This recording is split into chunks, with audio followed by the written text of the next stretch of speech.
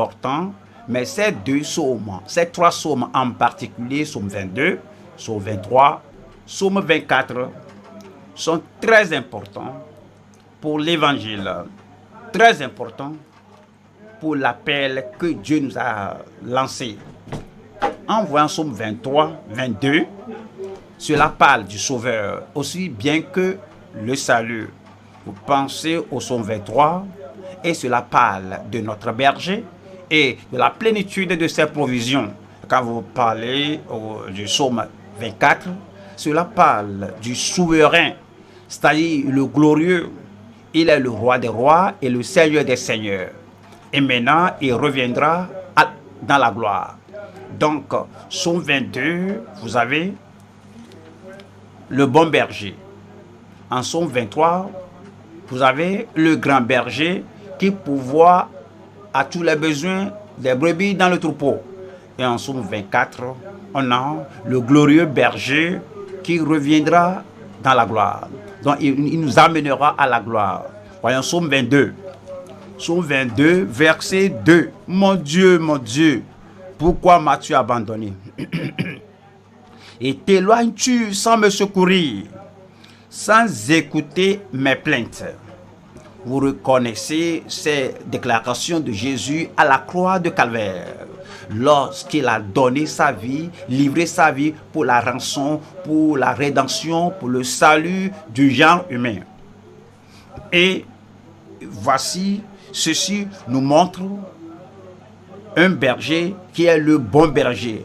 Allons à Jean 10, verset 11 qui dit: je suis le bon berger. Le bon berger donne sa vie pour ses brebis. Le bon berger donne sa vie. Cela vous réfère au psaume 22.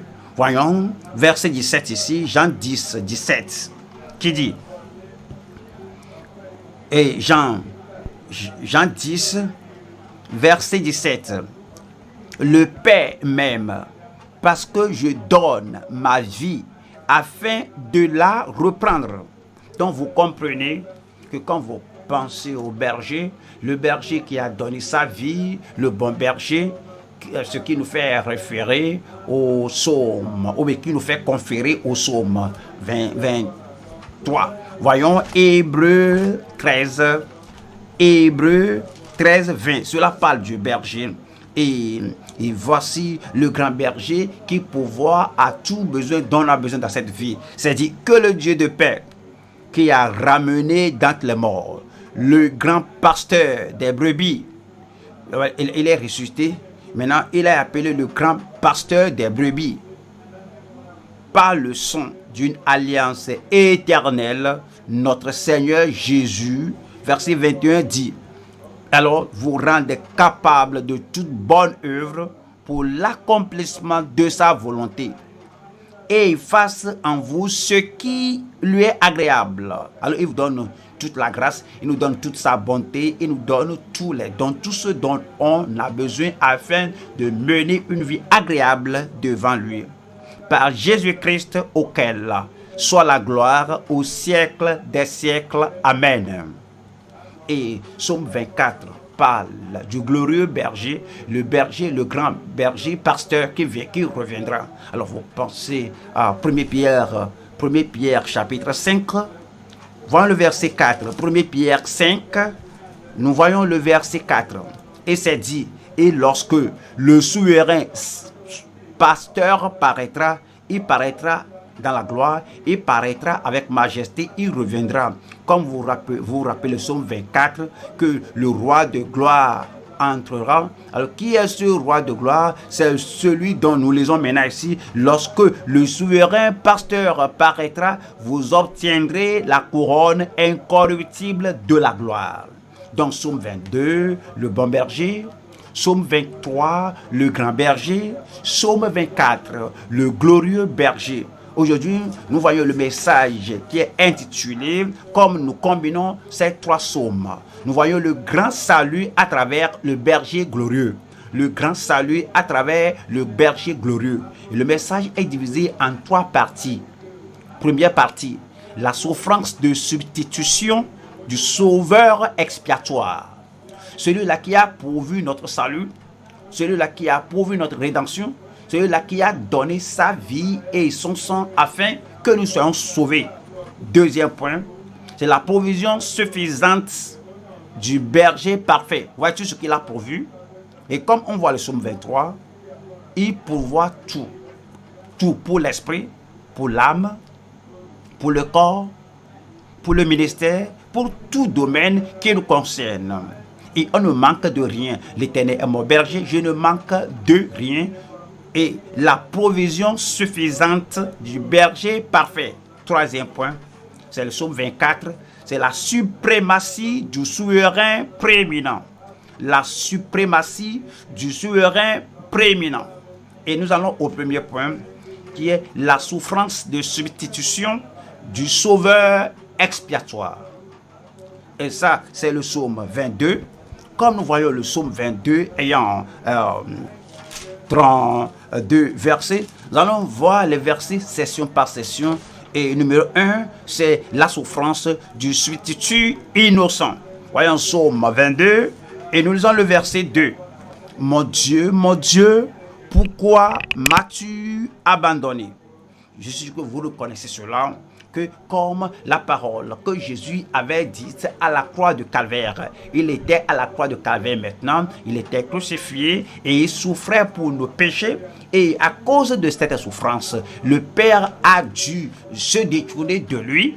Et parce qu'il portait le fardeau, la pénalité, l'amende du péché du monde entier. C'est pourquoi il a dit, mon Dieu, pourquoi m'as-tu abandonné? Et en réponse à cela, voyons 1 Pierre 3, et nous lisons le verset 18. Vous allez découvrir pourquoi il a été abandonné par le Père. Christ aussi a souffert une fois pour les péchés. Vous voyez cela? Il a souffert une fois pour les péchés. Lui, juste pour des injustes, afin de nous amener à Dieu, ayant été mis à mort quant à la chair, mais ayant été rendu vivant quant à l'esprit. Il était notre substitut. Et c'est pourquoi le Père, le Seigneur, s'est détourné de lui. Numéro 2 ici, c'est la supplication de l'âme chagrinée. La supplication de l'âme chagrinée. On voit Psaume 22 et nous lisons à partir du verset 5. Psaume 22, 5. Et en toi se confiaient nos pères. Ils se confiaient et tu les délivrais.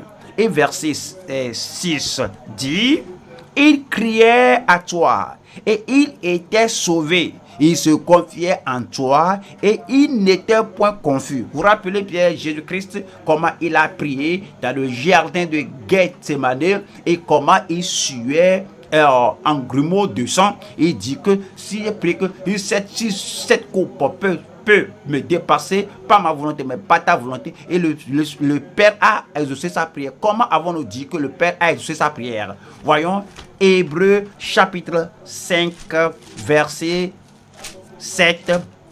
Et nous avons, c'est dit, c'est lui qui, dans les jours de sa chair, ayant présenté avec de grands cris et avec larmes des prières et des supplications à celui qui pouvait le sauver de la mort. Il ne devait pas mourir dans le jardin de Gethsémane. Il devait aller à la croix, mourir, faire le sacrifice pour le péché. Et il a prié, et quoi qu'il transpirait des grumeaux de sang et que son sang et son cœur répandaient du sang. Et c'est dit qu'il a été exaucé à cause de sa piété. Et on a la supplication de l'âme chagrinée, dit que mon âme est triste jusqu'à la mort. Mais le Seigneur l'a exaucé. Et il a envoyé un ange depuis le ciel qui l'a délivré de la mort à Gethsémane parce qu'il devait aller au calvaire pour mourir. Mais vous savez, revenu au psaume 22, et nous allons voir le verset 7. Psaume 22, 7. Voyons ici la moquerie contre la moquerie contre le sacrifice irréprochable. Ouais, il devait être un sacrifice, le sacrifice pour nos péchés. Oui, oui, il est juste, irréprochable, saint et juste. Psaume 22 et verset 7. Et moi je suis un ver et non un homme, l'opprobre des hommes et le méprisé du peuple. Et il a été méprisé, il a été moqué. Et verset 8 dit: tous ceux qui me voient se moquent de moi. Tous ceux qui me voient se moquent de moi. Ils ouvrent la bouche, secouent la tête. Qu'est-ce qu'ils ont dit? Verset 9. Recommande-toi l'Éternel. L'Éternel le sauvera. Il le délivrera puisqu'il l'aime. Vous vous rappelez bien lorsqu'il était à la croix de Calvaire, comment ses principaux sacrificateurs et les gens disaient qu'il descende de la croix afin que nous croyions en lui si réellement il est le roi des Juifs. Alors, on s'est moqué de lui et c'est parce qu'il payait le prix pour notre salut. Voyons 1 Corinthiens 5. 1 Corinthiens 5, verset 7, qui nous parle de Jésus-Christ qui est le sacrifice. Et si faites disparaître le vieux levain, afin que vous soyez une pâte nouvelle, puisque vous êtes sans levain, car Christ, notre Pâque, a été immolé. Christ, notre Pâque, a été immolé. Nous revenons au psaume 22. Et psaume 22, nous lisons le verset 13, qui nous parle du sarcasme, qui nous parle de leurs mauvaises paroles amères contre lui. Psaume 22, verset 13. De nombreux taureaux sont autour de moi, des taureaux de Basan m'environnent. Verset 14 dit, ils ouvrent contre moi leur gueule, semblable au lion qui déchire et rugit. Et verset 15 dit, je suis comme de l'eau qui s'écoule et tous mes os se séparent. Mon cœur est comme de la cire, ils se font dans mes entrailles. Voilà le verset 16 là-bas, verset 16. Ma force se dessèche comme l'argile et ma langue s'attache à mon palais. Tu me réduis à la poussière de la mort. Vous voyez, on a vu ici, il a été moqué. Vraiment, ils ont usé de grands sarcasmes contre lui. Ouais. L'Ancien Testament a prophétisé que ceci se passera. Ésaïe 52 et les derniers versets là-bas, versets 14 et 15. De même qu'il a été pour plusieurs un sujet d'effroi, tant son visage était défiguré, tant son aspect différait de celui des fils de l'homme. Voilà le verset 15. Verset 15 dit, verset 15, nous avons, de même, il sera pour beaucoup de peuples un sujet de joie. Devant lui, des rois fermeront la bouche. Voici le sarcasme ici, car ils verront ce qui ne leur avait point été raconté. Ils apprendront ce qu'ils n'avaient point entendu. Voyons, Ésaïe 53 là-bas, voilà le verset 2, Ésaïe 53 verset 2. Il s'est élevé devant lui comme une faible plante, comme un rejeton qui sort d'une terre desséchée. Il n'avait ni beauté, ni éclat pour attirer nos regards. Et son aspect n'avait rien pour nous plaire. Verset 3. 3 dit, méprisé, oui, on se moquait de lui, on l'insultait et il employait des paroles sarcastiques contre lui. Méprisé et abandonné des hommes, homme de douleur et habitué à la souffrance, semblable à celui dont on détourne le visage. Nous l'avons dédaigné, nous n'avons fait de lui aucun cas. Pourquoi? Verset 4. 4 dit, cependant, ce sont nos souffrances qu'il a portées. C'est de nos douleurs qu'il s'est chargé. Et nous l'avons considéré comme puni, frappé de Dieu et humilié. C'est pourquoi nous appelons ceci est intitulé le sarcasme contre le Fils frappé. Il a été frappé par Dieu. Et le verset 5 nous dit, mais il était blessé pour nos péchés. Il était brisé pour nos iniquités. Le châtiment qui nous donne la paix est tombé sur lui. Et c'est par ces meurtrissures que nous sommes guéris. Et c'est par ces meurtrissures que vous êtes guéris. Et c'est par ces meurtrissures que je suis guéri. On voit numéro 5 ici. C'est le sacrilège, la profanation contre le Sauveur fouetté. Vous connaissez déjà l'histoire de son arrestation, l'histoire de son jugement, de sa crucifixion, l'histoire de sa mort, de son ensevelissement et de sa résurrection. Vous vous rappelez bien comment il a été fouetté. Nous retournons au psaume 22, verset 17. Psaume 22, 17. Car des chiens m'environnent, une bande de scélérats rôde autour de moi. Ils ont percé mes mains et mes pieds.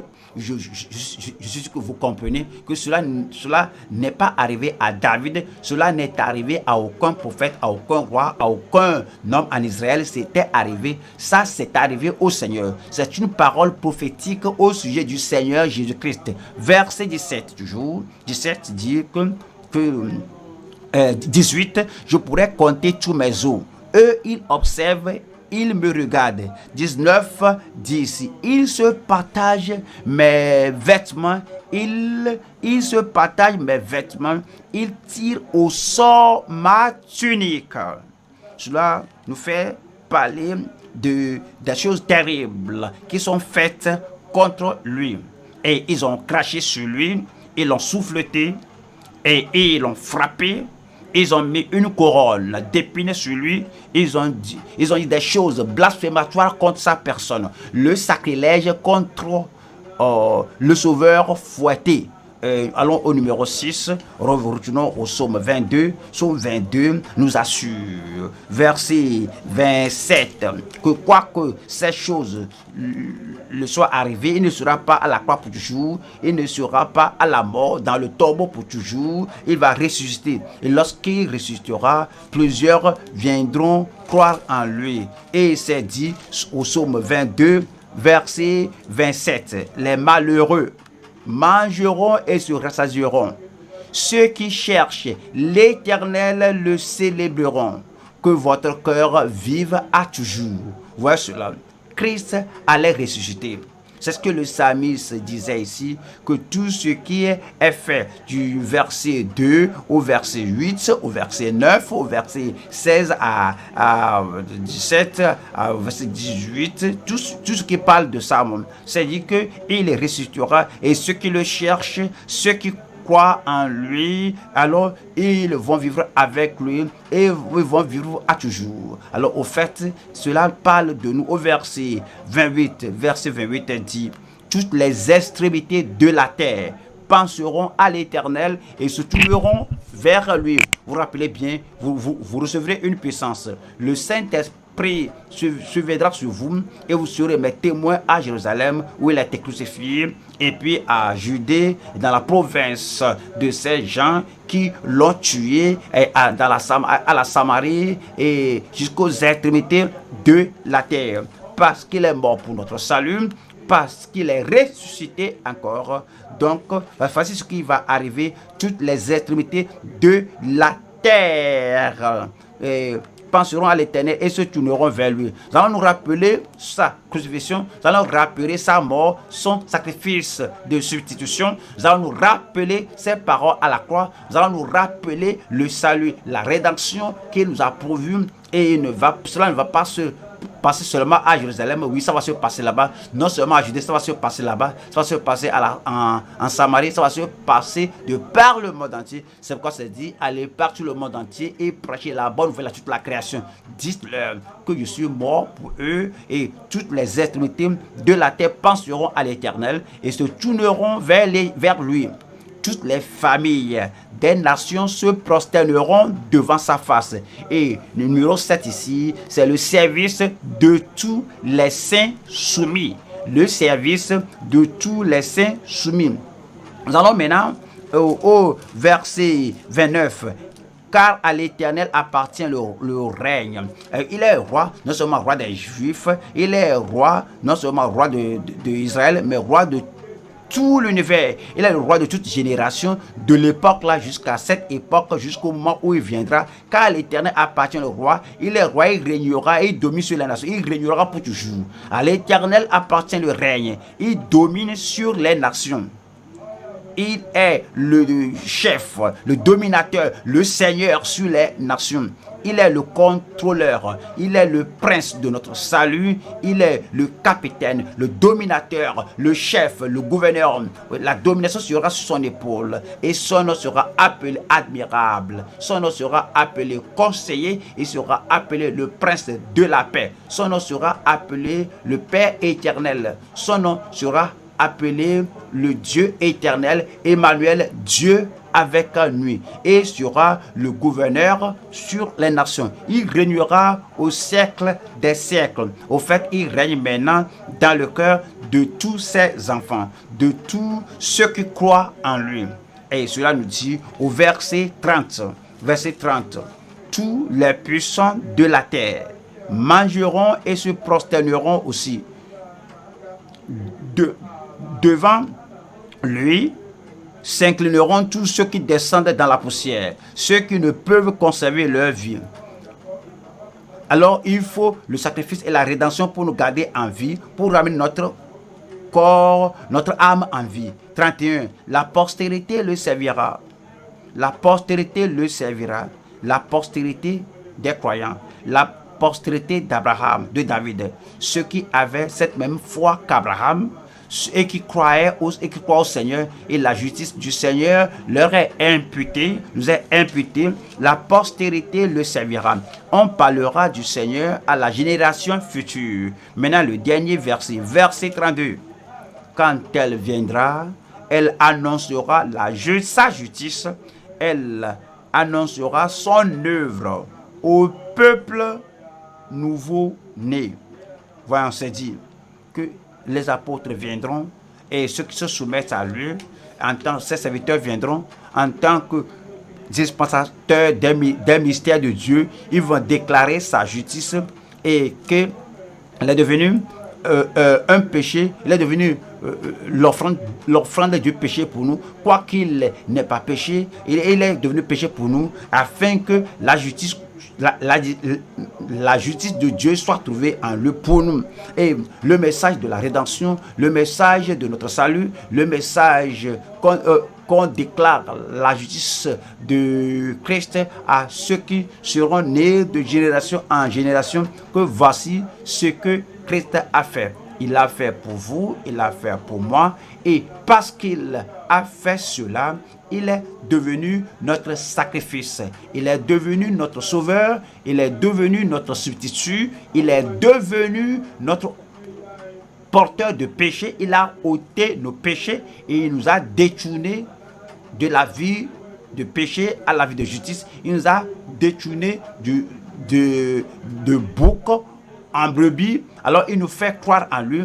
Alors nous l'appelons sauveur, c'est son nom. Nous l'appelons berger, c'est son nom. Ce qui nous amène au psaume 23. Au psaume 23, et nous allons voir cette deuxième partie, deuxième point, qui nous parle de la provision suffisante du berger parfait. La provision suffisante du berger parfait. Il est parfait et il pourvoit à tous nos besoins comme vous croyez au Seigneur Jésus-Christ et vous êtes devenu une brebis de son troupeau, et dit: mes brebis connaissent ma voix et me suivent. Et voici la provision qu'il nous a faite. Deuxième point, la provision suffisante du berger parfait. Allons au psaume 23, verset 1. L'Éternel est mon berger, je ne manquerai de rien. Numéro 1 ici, il est le berger parfait et le rédempteur. Il est le berger et le rédempteur parfait. Il nous a rachetés parce qu'il nous a rachetés dans sa perfection. Dans sa perfection, nous avons la provision totale. Nous avons une provision abondante sur abondante de tout ce qu'il a donné. Voyons Jean chapitre 10, Jean 10, et nous lisons verset 11. Jean 10, nous lisons le verset 11. Jean 10, verset 11. Je suis le bon berger. Le bon berger donne sa vie pour ses brebis. Je suis le bon berger. Il était, il est, il sera pour toujours, pour tous ceux qui croient aujourd'hui. Il dit, je suis le bon berger. Il n'y a pas de changement. Je suis toujours votre berger. Et tu peux dire que l'Éternel est mon berger, que je ne manquerai de rien. J'ai livré ma vie pour les brebis. Pourquoi? Afin qu'il nous accorde la rédemption. Il est devenu notre rédempteur. Verset 14. Verset 14 dit, à la fin du verset 13, je suis le bon berger. 14. Je connais mes brebis et elles me connaissent. Cela a fait de lui notre rédempteur. Nous allons à Ésaïe 59. Ésaïe 59, verset 20. Cela parle de notre Rédempteur, et un Rédempteur viendra pour Sion, pour ceux de Jacob qui se convertiront de leurs péchés, dit l'Éternel. Comme nous nous détournons de la transgression, comme nous nous détournons de nos péchés, il est devenu notre Rédempteur, notre berger. Revenons au psaume 23, verset 1 qui dit, l'Éternel est mon berger, je ne manquerai de rien. De quoi cela part-il? Parce qu'il est mon berger, je ne manquerai pas du salut. Il est mon sauveur et le sauveur est à moi. J'ai le salut, il est mon rédempteur. Si le rédempteur est à moi, j'ai sa rédemption. L'Éternel est mon berger, je ne manquerai pas du salut, je ne manquerai pas de la rédemption, parce qu'il est mon berger, parce qu'il est notre substitut, parce qu'il est notre sauveur, parce qu'il est le bon berger qui donne sa vie pour ses brebis. C'est pourquoi nous avons maintenant le salut. En 1 Thessaloniciens 5, 9.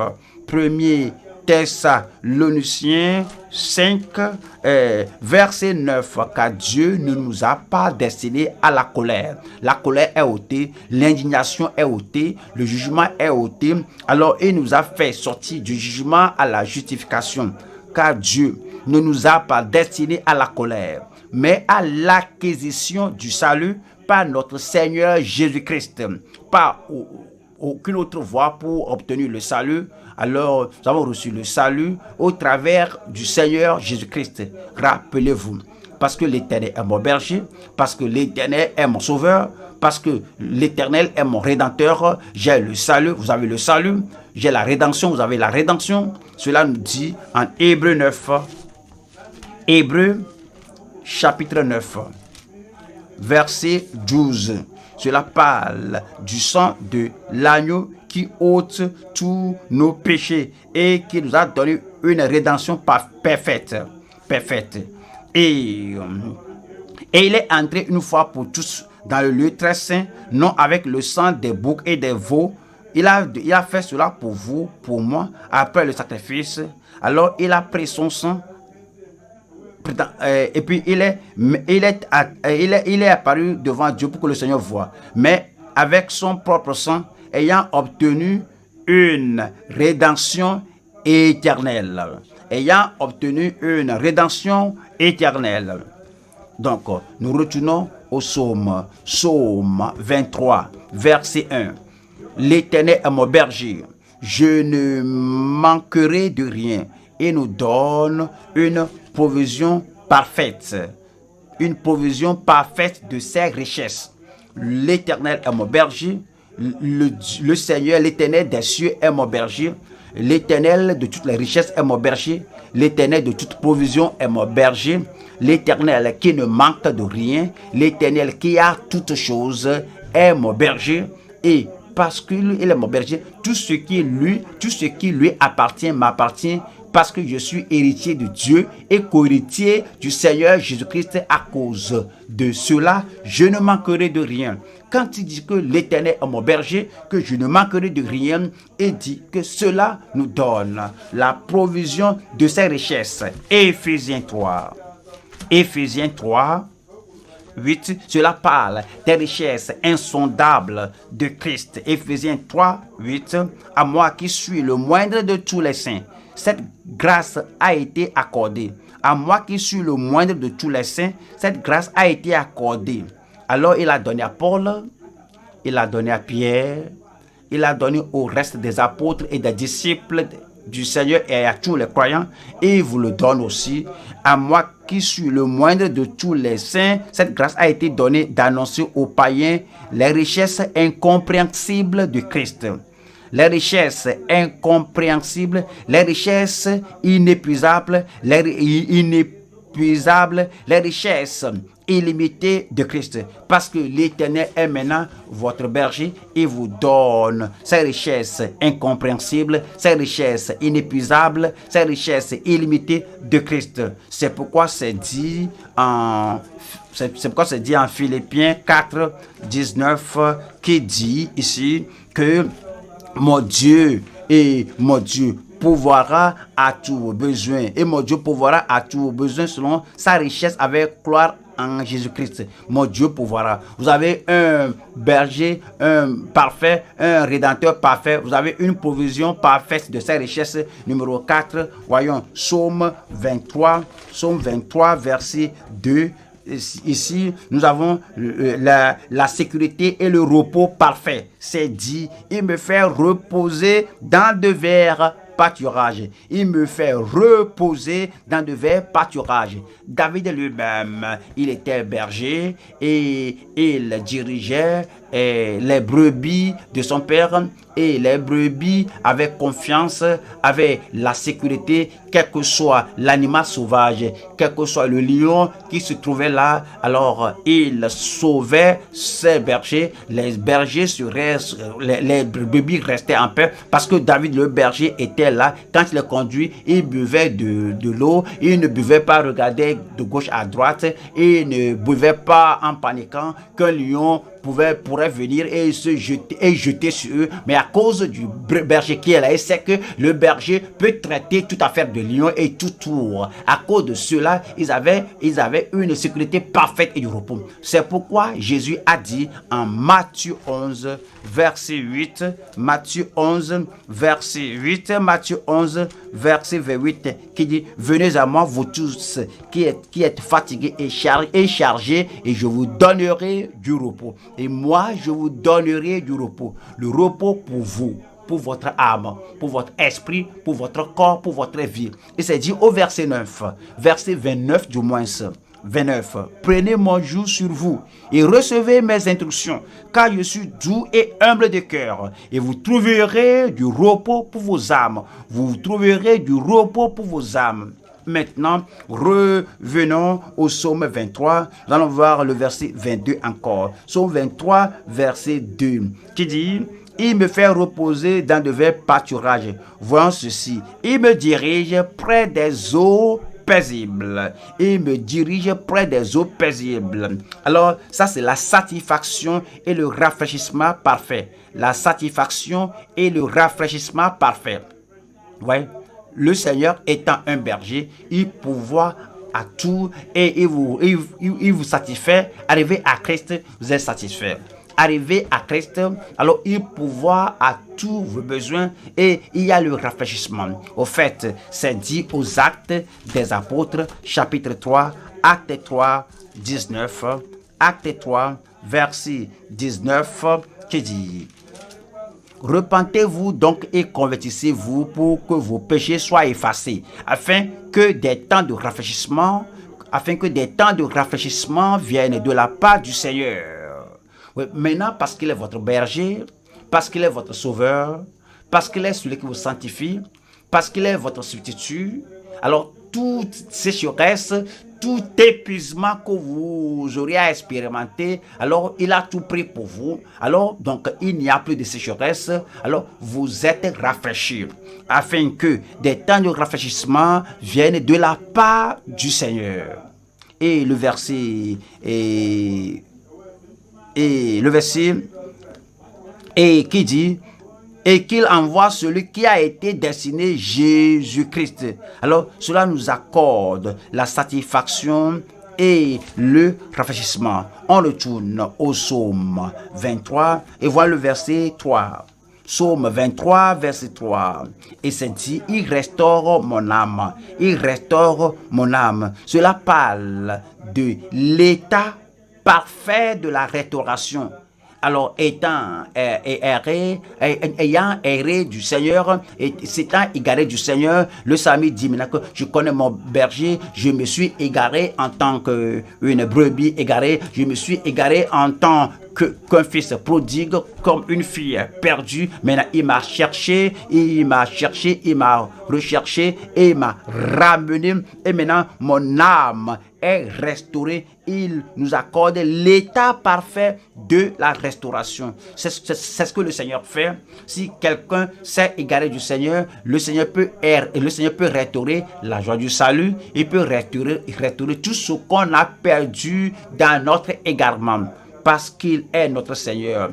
Et maintenant, nous revenons à lui. 1 Pierre, chapitre 2, 25. 1 Pierre 2, verset 25, qui dit, car vous étiez comme des brebis errantes, mais maintenant vous êtes retournés vers le pasteur et le gardien de vos âmes. Nous sommes restaurés à lui, il nous donne la restauration parfaite, et maintenant nous demeurons, maintenant nous restons, et maintenant nous vivons dans l'état parfait de la restauration. Non seulement ça, tout ce que nous avions perdu, notre santé, tout ce qu'on avait perdu, le repos du cœur, tout ce qu'on avait perdu, la stabilité, tout ce qu'on aurait perdu, alors il nous retourne tout, il nous restaure tout. Voici la promesse du Seigneur pour vous, pour moi, pour chacun de nous qui est pleinement restauré au Seigneur. Nous allons au Jérémie 30, 17. Jérémie 30, 17, qui dit, mais je te guérirai, je panserai tes plaies, dit l'Éternel. Et il vous guérira, il vous donnera la paix, il vous donnera tout ce que vous avez perdu. Lorsque le fils est perdu, est revenu dans la parabole que Jésus a relatée, à tout ce qu'il avait perdu, la paix, parce que la satisfaction, le manger, tout est restauré. Il nous a promis la même chose. Comme vous revenez pleinement au Seigneur, comme vous retournez de tout votre cœur au Seigneur, devant le Seigneur restaure tout. Numéro 7, revenons au psaume 23 et lisons la dernière partie du verset 3 là-bas. Psaume 23. Voilà le verset 3. C'est dit, il restaure mon âme. Il me conduit dans les sentiers de la justice à cause de son nom. Il restaure mon âme. Et puis il me conduit dans les sentiers de la justice à cause de son nom. Cela parle des étapes parfaites de la justice. Les étapes parfaites de la justice. Quel que soit l'état de quelqu'un dans la rétrogradation, dans la dégradation de péché, lorsque vous revenez au berger, au pasteur de notre âme, il nous accorde une justice complète et nous conduit étape par étape dans le chemin de la justice à cause de son nom. Alors, au fait, il nous rend juste. Il est capable de faire cela. Voyons Romains 6. Romains 6, verset 18. Ayant été affranchi du péché, c'est lui qui le fait et nous purifie de son sang et nous rassure avec sa parole de pardon, et il nous a franchis avec sa puissance de rédemption. Ayant été affranchi du péché, vous êtes devenus esclaves de la justice. Et il nous remet sur le chemin et nous conduit et nous encourage et nous oriente dans la voie de la justice.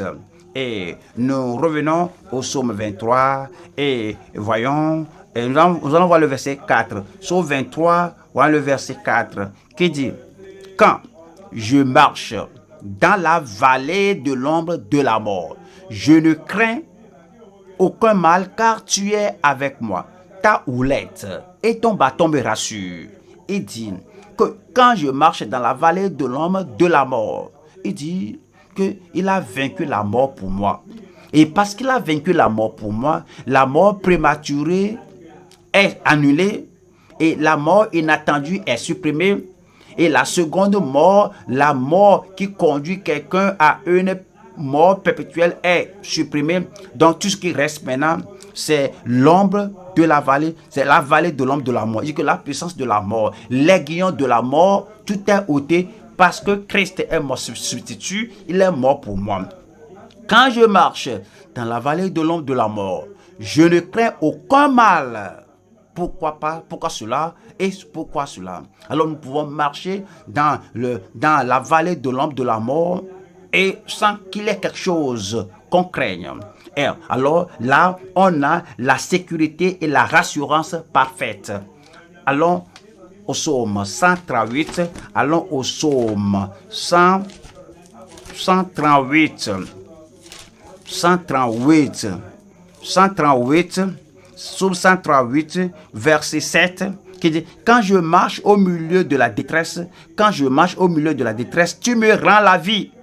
Tu étends ta main sur la colère de mes ennemis et ta droite me sauve. Et ta droite me soutiendra. Voilà le verset 8. Alors, il vous faut souligner cela. L'Éternel agira en ma faveur. Je crois que vous cherchez le verset là, ou le verset là dans la Bible qui dit que Dieu agira en ma faveur, tout ce qui me concerne, tout ce qui concerne ma famille, tout ce qui concerne mon ministère. Voici le verset. L'Éternel agira en ma faveur. Éternel, ta bonté dure toujours. N'abandonne pas les œuvres de tes mains. Voyons Jérémie 23 et voyons le verset 26.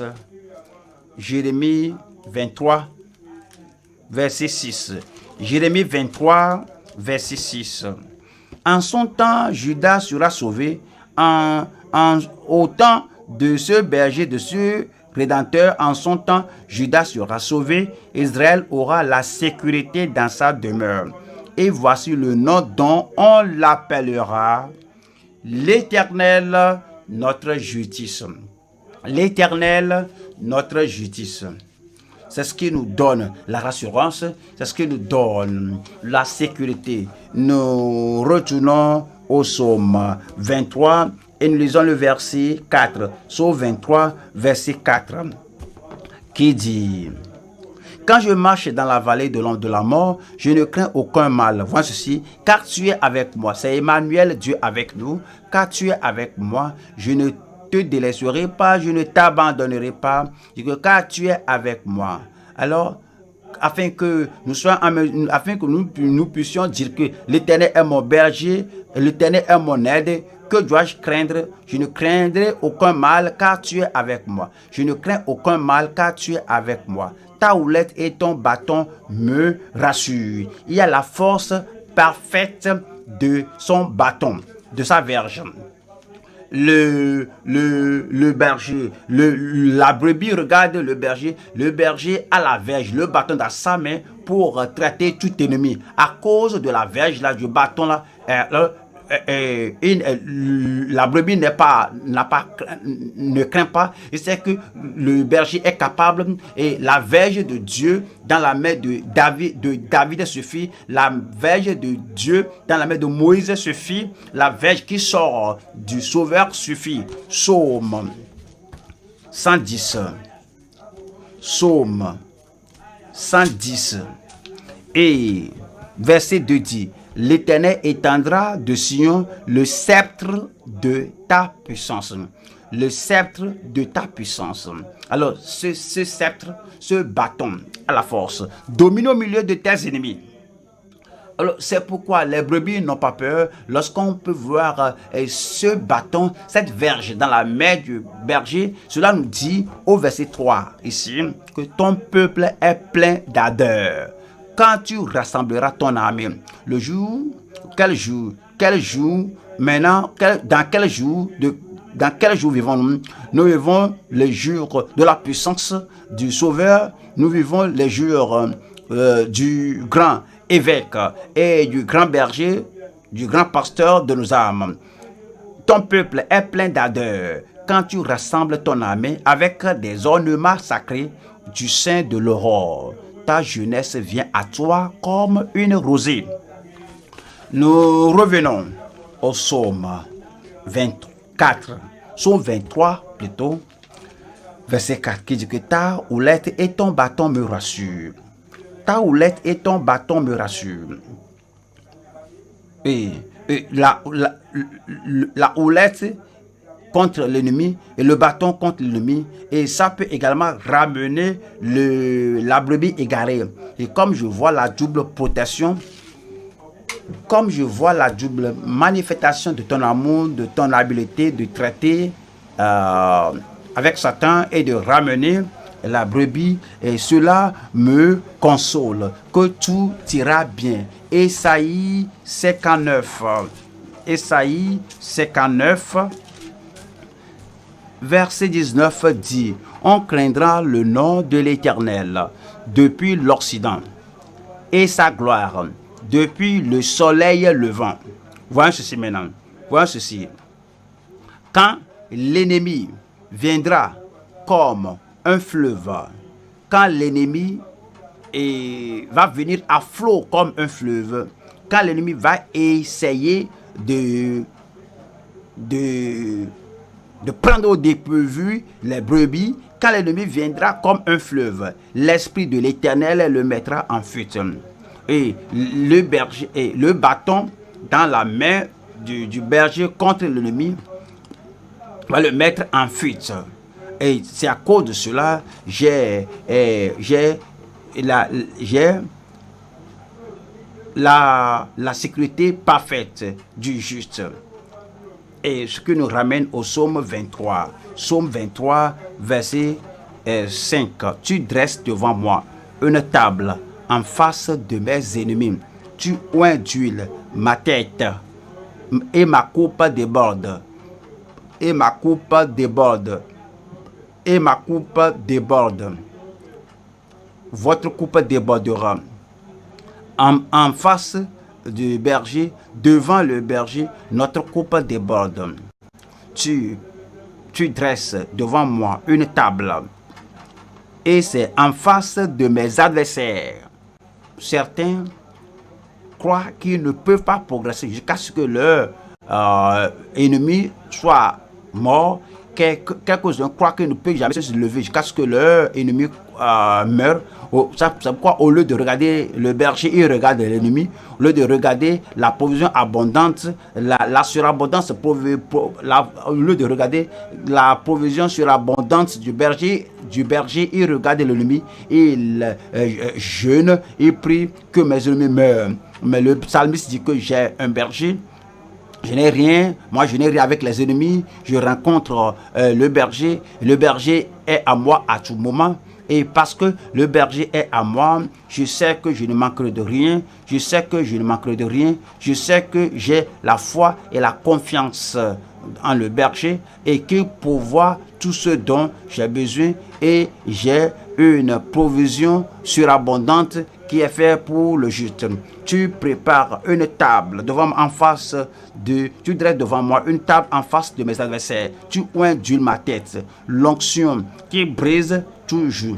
Il y a des gens qui se demandent: est-ce que j'ai encore l'onction? Est-ce que l'onction s'est épuisée? Est-ce que j'ai l'onction pour le ministère? Est-ce que j'ai l'onction pour l'œuvre que je dois faire? L'onction pour remplir mon ministère? Le psalmiste dit que l'onction ne s'épuise pas, que l'onction demeure et reste là-bas.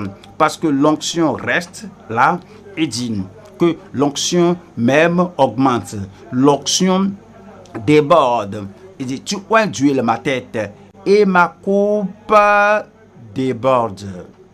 Alors, ici, c'est une surabondance qui a donné au juste. Voyons, Éphésiens 3,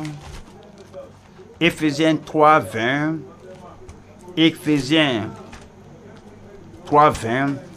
Notre Dieu est capable, notre Sauveur est capable, l'évêque de notre âme est capable. Éphésiens 3:20, aura celui qui peut, par la puissance qui agit en nous, infiniment au-delà de tout ce que nous demandons ou pensons.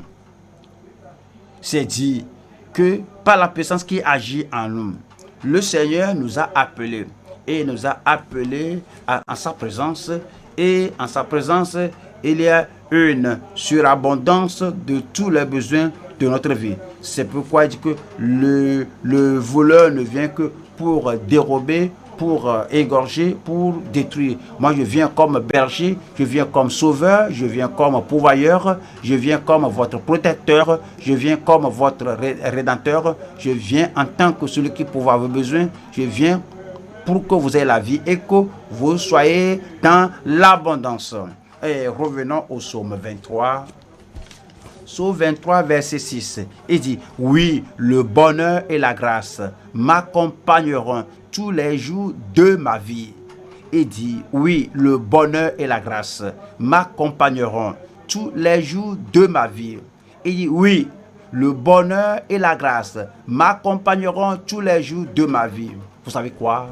Christ, le Sauveur, Christ, le berger, Christ, le Rédempteur, Christ, le juste, Christ, c'est le pourvoyeur de tout besoin.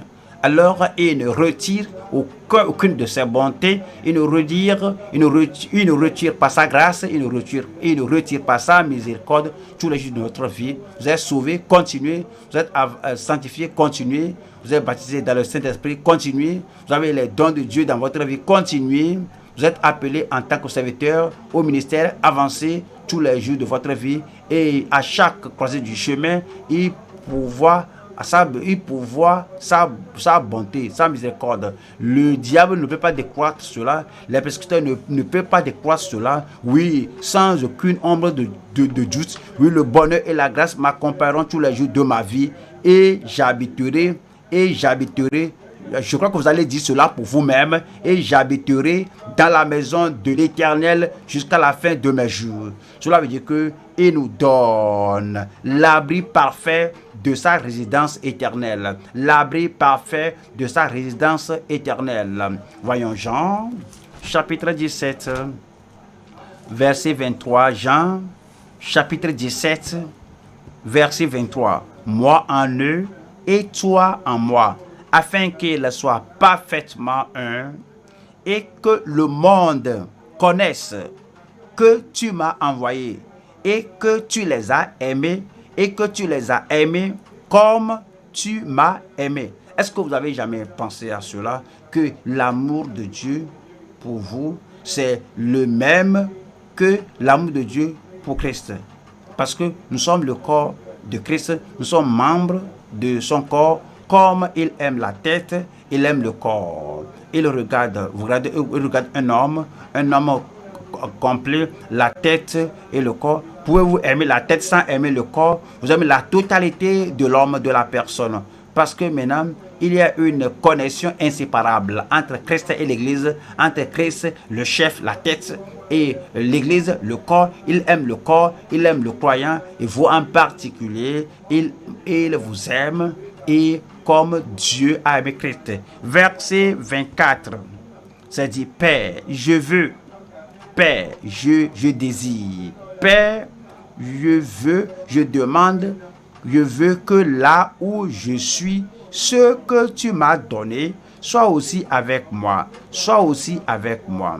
Alors, c'est sa résidence éternelle qui soit qu'il soit aussi avec moi, afin qu'il voie ma gloire. La gloire que tu m'as donnée, parce que tu m'as aimé avant la fondation du monde. Retournons au psaume 23, verset 1. Lisez cela pour vous-même et comprenez cela. Prenez cela pour vous-même. Et si vous ne pensez pas à ceci, pensez à ceci à tout moment et pensez à tout ce que Dieu a pourvu en Christ, tout ce que Dieu a pourvu, a donné en Christ. Vous pouvez maintenant dire à tout moment, chaque jour, pas seulement le passé lorsque vous étiez jeune chrétien, mais maintenant en ce temps, si vous dites, l'Éternel est mon berger, l'Éternel est votre berger, je ne manquerai de rien, vous ne manquerez de rien. Et verset 2 dit, voilà ce qu'il vous dit, il me fait reposer, c'est moi, il me fait reposer dans de verts pâturages, il me dirige près des eaux paisibles. Et puis verset 3, c'est dit, il restaure mon âme. Et cette nuit et à tout moment, vous êtes pleinement restauré. Vous savez que vous êtes en présence de Dieu. Il me conduit dans les sentiers de la justice à cause de son nom. Et puis verset 4. Quand vous êtes troublé, quand cela paraît que la mort fait rage partout, mais quand je marche dans la vallée de l'ombre de la mort, je ne crains, vous ne mourrez pas avant votre temps et vous n'allez pas mourir misérablement lorsque votre heure sonne de partir. Vous allez partir triomphalement. Quand je marche dans la vallée de l'ombre de la mort, je ne crains aucun mal, car tu es avec moi. Ta houlette et ton bâton me rassurent. Ils ne sont pas pour ma destruction. Ta houlette et ton bâton ne sont pas pour mon châtiment. Ta houlette et ton bâton sont contre l'ennemi. Et quand je vois la houlette et le bâton dans la main de mon berger, ta houlette et ton bâton me rassurent. Et verset 5 dit, tu dresses devant moi, c'est le présent indicatif, tu dresses devant moi, ne t'en faites pas, ne pensez pas, ne faites pas de soucis de ce que vous allez manger, de quoi vous serez vêtu, parce que tu dresses devant moi une table en face de mes adversaires. Tu oins d'huile ma tête et ma coupe déborde. Ma coupe déborde. Ma coupe déborde. Votre coupe débordera. Votre joie débordera. Votre paix débordera. La provision du Seigneur dans votre vie débordera. La puissance spirituelle de Dieu dans votre vie débordera. Et ma coupe déborde. Et maintenant, verset 6. 6, dites-moi le premier mot là-bas. Dites-moi le premier mot là-bas. Oui, oui. Il y a la certitude dans votre vie. Il y a l'assurance dans votre vie. Il y a une assurance dans votre vie que même à partir de cette nuit et tout au long de la vie, quelque chose qui se passe dans votre quartier là-bas, oui, le bonheur et la grâce m'accompagneront tous les jours de votre vie, m'accompagneront tous les jours de ma vie. Lorsque vous aurez fini votre course ici, vous allez bien finir, vous allez terminer fort, vous allez passer à l'autre bord pour être dans la résidence éternelle du Seigneur. Et c'est dit, et j'habiterai dans la maison de l'Éternel jusqu'à quand? Jusqu'à la fin de mes jours. Jusqu'à la fin de mes jours. Dans ma vie, dans votre vie, dans notre vie, au nom de Jésus-Christ. Nous allons au troisième point maintenant. Nous allons voir la suprématie du souverain prééminent. La suprématie du souverain prééminent. Et voici Psaume 24 maintenant. Psaume 24, voilà verset 1.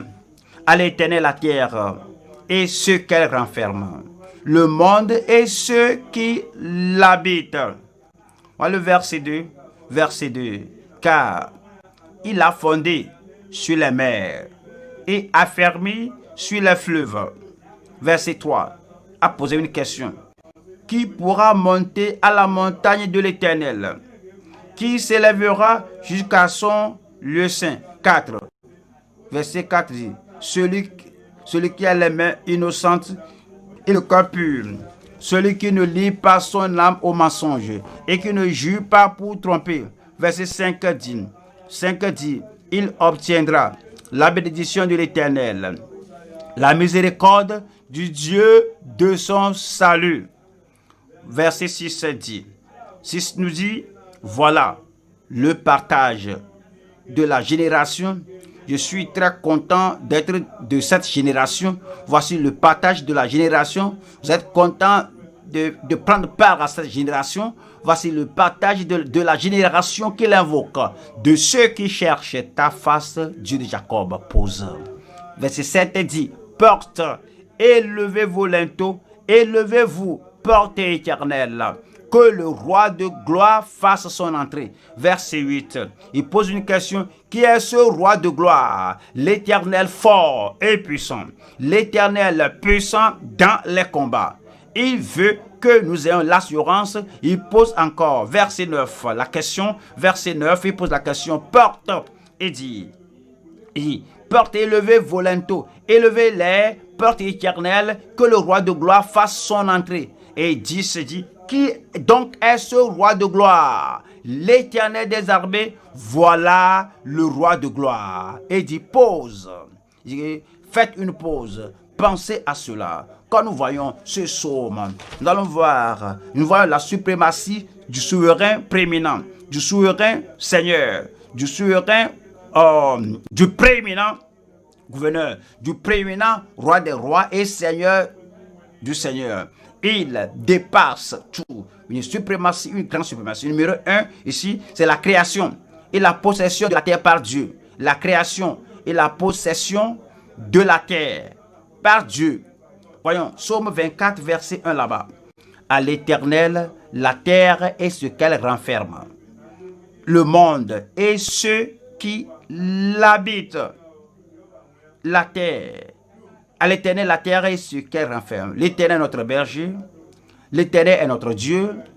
L'Éternel est notre gouverneur. L'Éternel est notre créateur. Et la terre lui appartient. Tout ce qui est sur la terre lui appartient.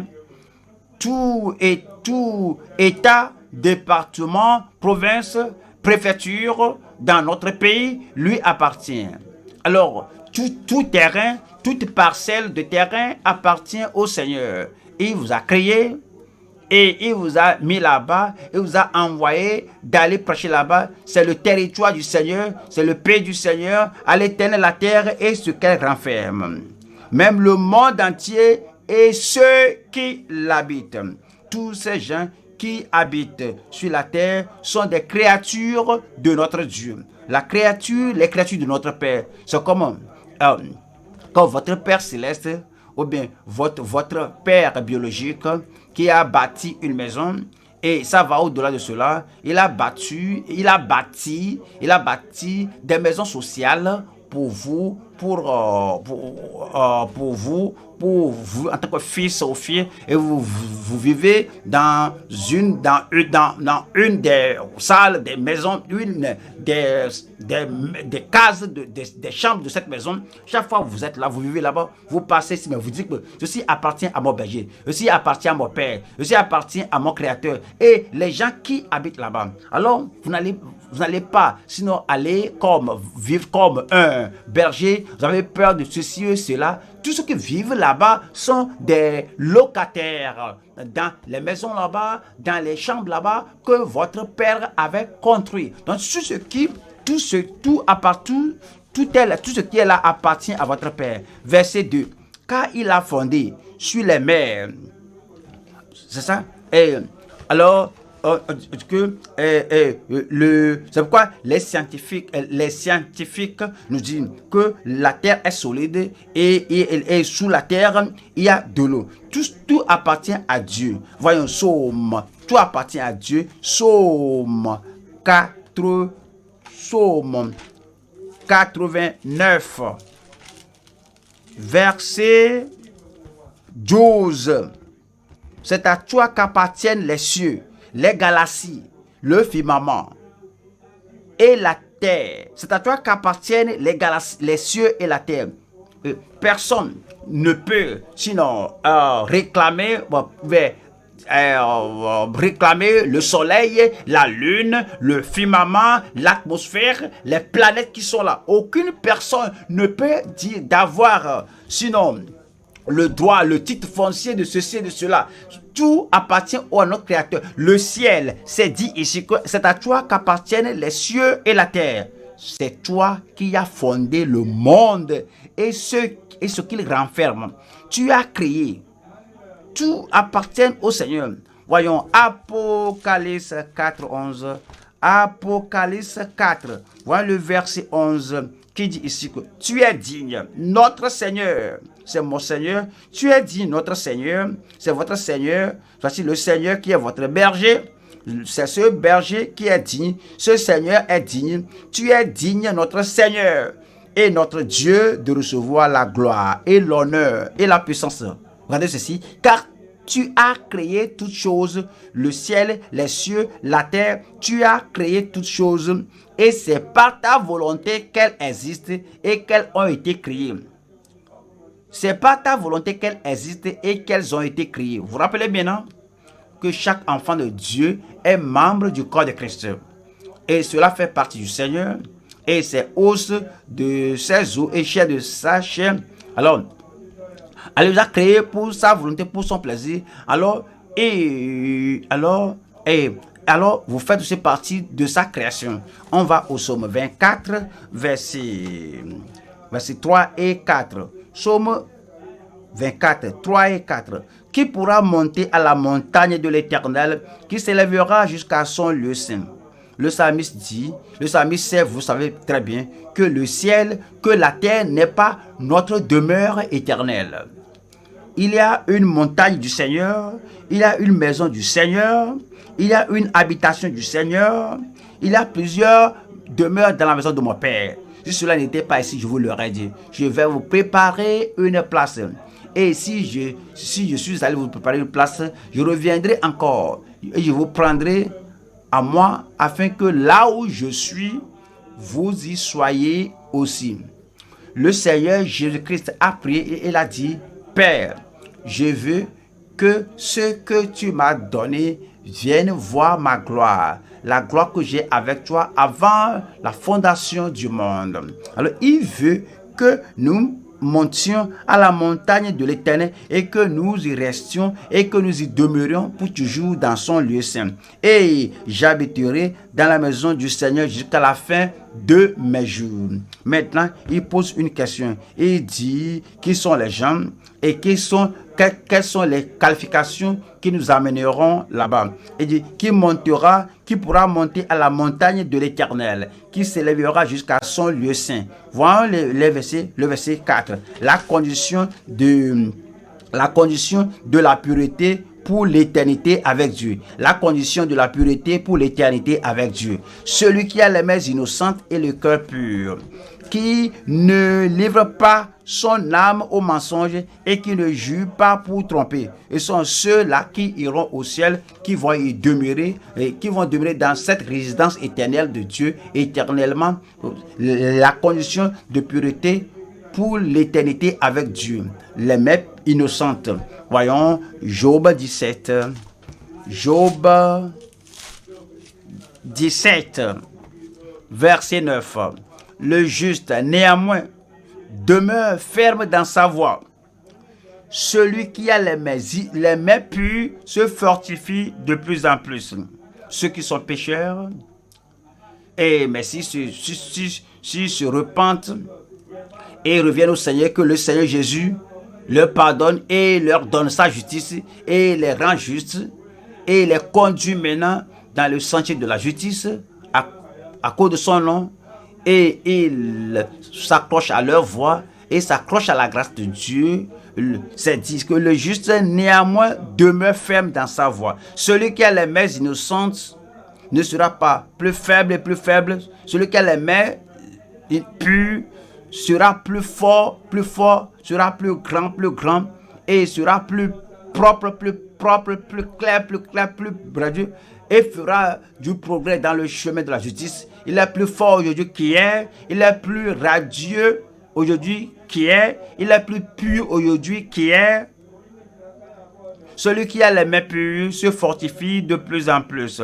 Alors il nous fait avoir les mains innocentes parce qu'il nous lave, parce qu'il nous purifie.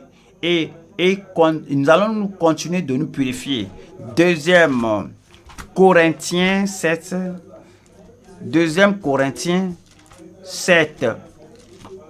verset 1. Ayant donc de telles promesses, bien-aimés, purifions-nous de toute souillure. C'est ainsi qu'on devient de plus en plus fort, de plus en plus pur, de plus en plus saint. Purifions-nous de toute souillure de la chair et de l'esprit, en achevant notre sanctification dans la crainte de Dieu. ce n'est pas seulement qu'on a les mains innocentes, on a le cœur pur aussi. Comment cela se produit-il? Voyons Acte 15.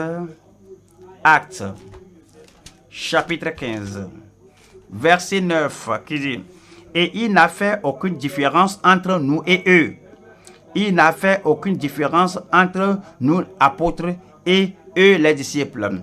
Il n'a fait aucune différence entre nous, juifs, et eux, païens. Il n'a fait aucune différence entre nous qui avons vu Christ face à face lorsqu'il était sur la terre ici, et eux, et dans la maison de Corneille, qui n'ont jamais vu le Seigneur face à face.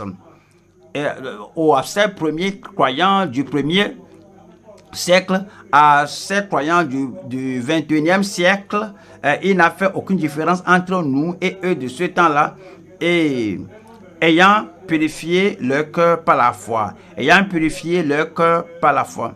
Nous avons la paix avec Dieu au salut. Nous avons la pureté en Christ par la sanctification. La paix avec Dieu, le salut, c'est par la foi. Et la pureté en Christ, la pureté de cœur, la sanctification, et c'est aussi par la foi. Et nous demeurons et nous restons dans cette pureté de cœur. Revenons maintenant au psaume 24, verset 7. Verset 7. Porte, élevez-vous linteaux, élevez-vous, porte éternelle, que le roi de gloire fasse son entrée. L'annonce sera bientôt donnée. L'ange sonnera de la trompette et toutes les portes seront élevées et les cieux seront très clairs. Et comme on regarde en haut, on verra le sauveur, le souverain, on verra le sauveur, le roi, on verra le roi qui viendra, on le verra descendre de la gloire. Et puis c'est dit que le roi de gloire fasse son entrée. Qui est ce roi de gloire? Voyons Jacques 2, qui nous parle de l'identité du roi de gloire. Jacques 2, 1. Mes frères, que votre foi en notre glorieux Seigneur Jésus-Christ, notre glorieux Seigneur, le roi de gloire, que votre foi en notre glorieux Seigneur Jésus-Christ soit exempte de toute acception de Christ, soit acception de personne. Le Seigneur est le roi de gloire.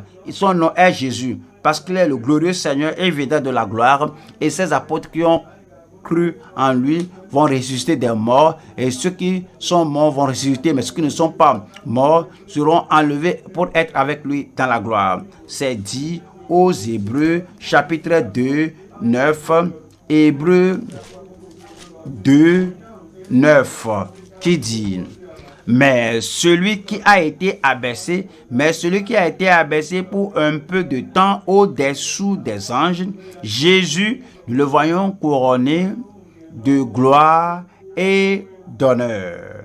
Couronné de gloire et d'honneur. Couronné de gloire et d'honneur. Il reviendra, et lorsqu'il reviendra, il viendra avec la gloire, et alors nous qui sommes maintenant croyants, nous serons enlevés avec lui, avec les Juifs. Pour les Juifs, c'est un mystère. Pour ceux qui lisent l'Ancien Testament, c'était un mystère. Ils ne connaissent pas qui le roi de gloire est, mais lorsque le roi de gloire viendra, et c'est dit en 1 Corinthiens 15, 51, 1 Corinthiens chapitre 15, et le verset 51 dit: voici, je vous dis un mystère. Nous ne mourrons pas tous, mais tous nous serons changés, et le temps viendra. Et ce sera très bientôt qu'on ne le pense. Je vous montre un mystère. Nous ne mourrons pas tous, mais tous nous serons changés. 52 dit: en eux, cela nous parle de l'avènement, de la gloire à venir. Cela nous parle de comment le roi de gloire viendra avec splendeur, honneur. Et en un instant, en un clin d'œil, à la dernière trompette. Et la trompette sonnera. En un clin d'œil, à la dernière trompette. La trompette sonnera et les morts ressusciteront incorruptibles. Et nous nous serons changés. et nous prendrons part à cette gloire. Vous allez prendre part à cette gloire. Colossiens 3, Colossiens 3, Colossiens 3, 4 nous dit quand Christ, votre vie paraîtra, quand Christ, votre substitut viendra, quand Christ, votre sauveur paraîtra, quand Christ, votre porteur de péché viendra, quand Christ, notre berger paraîtra, quand Christ, notre souverain Seigneur, notre roi, lorsqu'il paraîtra, quand Christ, notre vie, votre vie paraîtra, alors vous paraîtrez, frère, quel est ton nom là-bas? Alors vous paraîtrez aussi, ma soeur, quel est ton nom? Alors vous paraîtrez aussi avec lui dans la gloire. Et il revient, le roi de gloire vient, le roi de gloire vient, le Seigneur de gloire vient, le roi des rois et le Seigneur des seigneurs vient. Et lorsqu'il viendra, il viendra dans la gloire. Il viendra avec gloire. Et nous tous, nous serons avec lui. Je prie que vous soyez avec lui. Je prie que votre famille se rassemble avec lui à ses pieds. Je prie que tous vos convertis, tous nos membres se rassemblent avec lui. Et nous tous, prédicateurs, et le peuple de Dieu, et les ministres, et les membres de l'église de Dieu, et nous tous, nous paraîtrons avec lui dans la gloire au nom de Jésus-Christ. Nous avons appris bien de choses aujourd'hui. Nous devons amener ce que nous avons appris au Seigneur en prière. Que le Seigneur écrive ces paroles sur la table de notre cœur. Que nous nous rappelions que Jésus-Christ est le glorieux berger et nous a donné un si grand salut. Frères et sœurs, tenons-nous debout maintenant en tant que dirigeants. Ayons les prémices des bénédictions de Dieu. Que nous soyons compétents, que nous soyons fortifiés d'aller partager avec les autres, avec les membres de notre assemblée. Merci frères, merci sœurs, tenons-nous debout maintenant et amenons tout au Seigneur en prière. Que le Seigneur Jésus-Christ soit rendu à nous en tant que notre substitut. Il a tout porté pour nous. Quand ne pas le remercier d'avoir tout porté pour vous. Il est votre substitut. Il a traversé cette angoisse et il était attristé jusqu'à la mort afin que cette angoisse de la punition éternelle, que châtiment pour les péchés commis dans le passé vous soit ôté. C'est votre sacrifice sans tâche. Le sacrifice de Christ est acceptable au Seigneur. Le Seigneur, le Père l'a accepté. Le sacrifice a été accepté et il t'a accepté parce que tu es venu au travers de ce sacrifice. Il est le Fils frappé. Il a été frappé à cause de vous. Il a été frappé à cause de vous, afin que vous ne soyez plus frappés par la colère de Dieu. Alors, il a été fouetté et il a été frappé. Et il a été meurtri et les meurtrissures ont été posées sur lui, quelles que soient les infirmités, la faiblesse, quelle que soit la chose, le rapport, le bulletin médical, vous êtes guéri par ces meurtrissures. Il a été frappé, mais il est votre guérisseur, ce qui vous guérit. Maintenant, on peut venir à lui parce que nous sommes sauvés, parce que nous le cherchons et maintenant nous sommes satisfaits de toutes les provisions qu'il a faites. Non seulement ça, nous pouvons le servir. Et en tant que des saints soumis, nous lui sommes soumis. Et nous lui sommes soumis. Et nous voulons le servir de tout notre cœur, de toute notre vie, de toute notre pensée et de tout ce que nous avons au-dedans de nous. Et de tout ce qui est à la table, nous amenons tout ouvertement pour le servir. Priez le Seigneur. Seigneur, je vais te servir. Et si tu meurs pour tout, donc nous tous nous sommes morts, que ceux qui vivent maintenant ne doivent plus vivre pour eux-mêmes, mais qu'ils vivent pour celui-là qui les aime et qui est mort pour eux. Parce qu'il est mort pour nous, alors pour nous sauver, parce qu'il est mort pour nous, il est mort pour nous sanctifier, alors maintenant il nous a fait des gens zélés pour de bonnes œuvres. Dites au Seigneur que vous mettez toutes choses de nouveau sur l'autel, afin qu'à partir d'aujourd'hui, vous le serviez de plus, vous le serviez mieux qu'auparavant, qu'aujourd'hui que vous serviez l'église du Dieu vivant mieux qu'auparavant. Et rappelez-vous maintenant que le Seigneur est votre berger. Parce qu'il est votre berger, il est le prince de votre salut, il est le sauveur parfait, il est le parfait rédempteur. Il n'y a rien que vous devez faire qu'il n'ait pas fait. Tout est complètement fait. C'est parfait, c'est absolu, c'est irréprochable, irrépréhensible. Le sauveur parfait, le rédempteur parfait. Et pensez au salut qu'il nous a donné.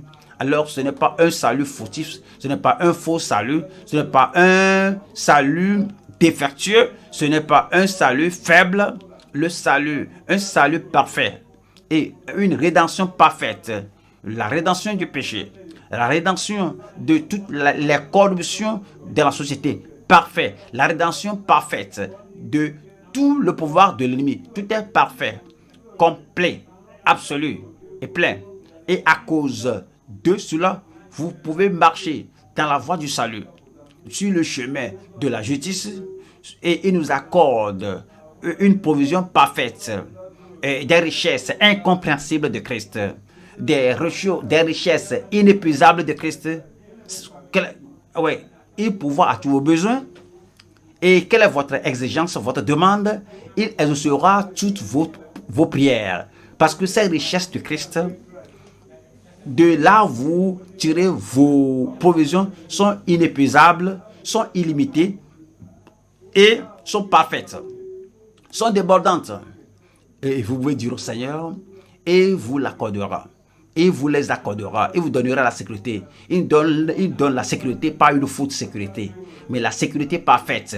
Et votre vie est cachée en Christ, avec Christ en Dieu. Les lions, ils ne vont pas vous dévorer. Même les méchants ne vont pas vous parvenir.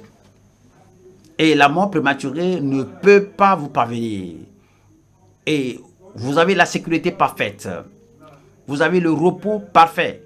Non seulement ça, il vous accorde aussi la satisfaction parfaite et le rafraîchissement. Il vous conduit vers les eaux paisibles, pas vers les eaux tumultueuses. Il a ôté toute la turbulence. Vous pouvez maintenant avoir la paix dans votre cœur, la satisfaction en vous et le rafraîchissement. Et il n'y a plus de sécheresse. Il n'y a plus de sécheresse.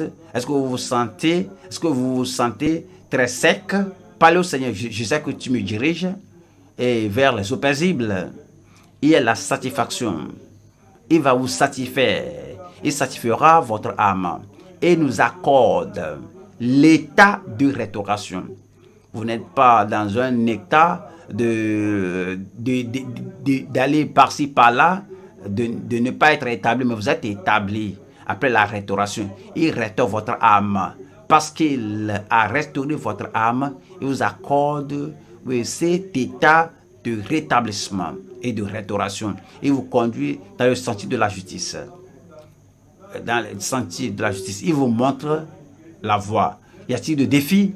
Y a-t-il une épreuve? Y a-t-il une tentation? Y a-t-il une croisée du chemin? Le pas que vous devez faire, et le chemin sur lequel vous devez marcher. Alors pour maintenir la justice du Sauveur, la justice des saints, il vous conduira continuellement dans le chemin, dans le statut de la justice du Seigneur. Rappelez-vous maintenant la condition de la pureté, les mains innocentes et le cœur pur. Et nous donne cela au travers du sang de l'agneau, et nous purifie et nous lave plus blanc que la neige. Et il purifie notre cœur. Et nous garde dans la pureté. Il nous préserve dans la pureté. Et lorsqu'il viendra, en tant que roi de gloire qu'il viendra, il entrera. Et les portes éternelles, les portes qui étaient fermées, et les portes qui empêchent le Seigneur d'entrer, toutes ces années et des générations passées, la trompette sonnera et ces portes éternelles seront élevées et le roi de gloire et le Seigneur de gloire et le prince de gloire entrera. Et lorsqu'il paraîtra, Donc, ceux qui sont morts en Christ ressusciteront. Et nous qui sommes encore vivants, nous qui demeurons vivants, nous serons enlevés avec lui pour prendre part à sa gloire. Vous serez avec le Seigneur, je serai avec le Seigneur. Ainsi, nous serons toujours avec le Seigneur. Alors, qu'il vous rende prêts, préparés jusqu'à ce temps-là au nom de Jésus-Christ. Père, nous te remercions pour ce que tu nous as révélé au sujet du bon berger, au sujet du grand berger, au sujet du glorieux berger, au sujet de notre sauveur, notre substitut et notre porteur de péché. Nous te rendons grâce parce qu'il a ôté nos péchés.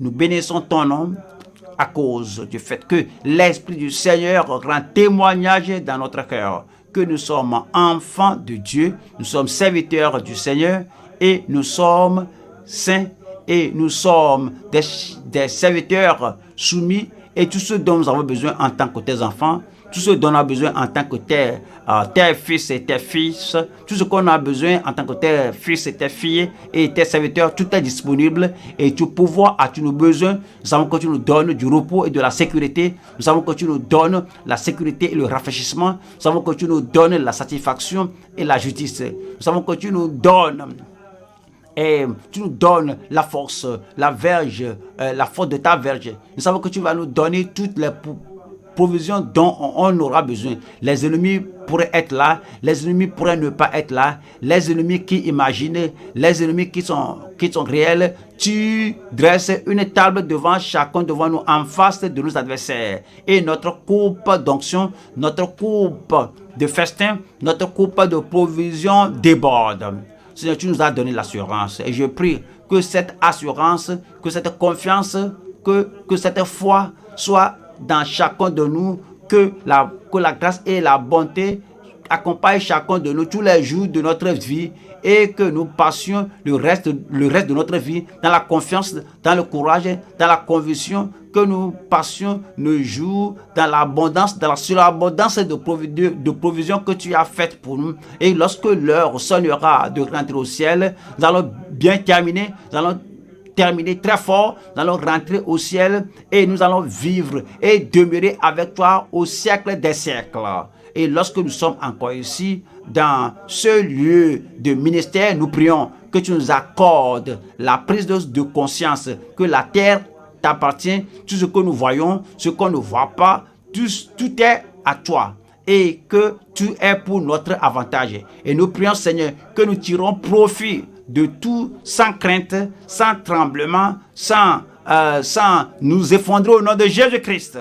Nous prions, Seigneur, que nous ne craignons aucun locataire sur la terre, même Satan. Cette terre n'est pas à lui, ou bien les voisins, ou quelqu'un du village, ou dans la rue, ou dans la ville. Tous ces gens sont tes locataires. Tu les as créés, tu les as mis ici. Nous sommes les fils, les filles du Dieu très puissant, le Rédempteur, le Créateur. Nous n'aurons pas peur au nom de Jésus-Christ.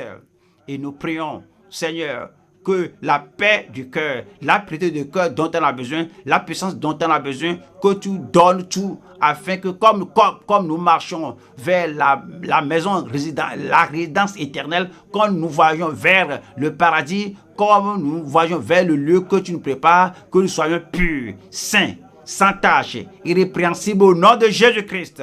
Et nous prions que ta gloire demeure dans notre vie, même maintenant, jusqu'à ce que nous parassions devant toi, nous comparations devant toi dans la gloire de Jésus-Christ. Fortifie tous frères, toutes sœurs, fortifie tous les ministères, tous les ministres, afin que tout ce que nous devons faire, que tu nous accordes la grâce de tout faire avec victoire au nom de Jésus-Christ. Mais l'esprit de conquérant, l'esprit de vainqueur dans la vie de tes enfants, afin que cette œuvre, cette tâche soit faite ardemment et fidèlement au nom de Jésus-Christ. Nous te remercions parce que tu nous as exaucés. Au nom de Jésus, nous prions. Amen. Que le Seigneur vous bénisse et qu'il fasse que la parole porte du fruit dans votre vie au nom de Jésus-Christ.